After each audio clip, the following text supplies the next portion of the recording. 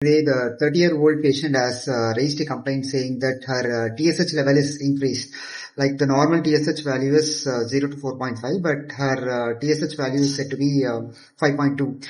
And after a week, she has done the same test in some other lab, and they have given the report as 2.8. Well, so she claims that the report is wrong. So, but here comes the factor of some physiological changes which can give a false high TSH value.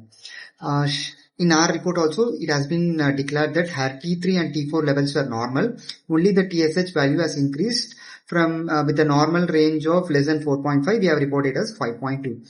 So the two main physiological factors which can cause this high TSH value is, one is the circadian rhythm, which means that in late night and early morning the TSH values will be high, and other days apart from those two periods, other whole day the TSH value will settle down to normal. So if suppose the patient has given at those times, early morning or late night, the sample is taken at those times, then the TSH value can be little bit high, which in this case it is not so, because she has given the sample around 11 a.m. So it is not the case, so that can be ruled out. But the second important factor is, if suppose she's been in the recovery case, which means that, for example, just 2 days before she had an acute fever episode or an UTI, there is a urinary tract infection or an cold cough, something, this can elevate the TSH for a little level. So that is why it is above normal, but it is not into the fact that it has affected her thyroid levels.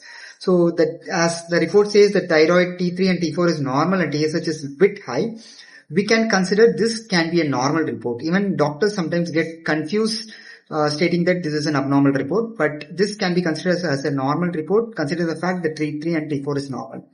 And if suppose still the doctor claims that this report is wrong, you can repeat the test with a free T3 and free T4 with the TSH value. Free T3 and free T4 is the most appropriate test to declare the patient is to be a thyroid patient. So this has to be considered before stating this the report is wrong, and I hope this report is a correct report.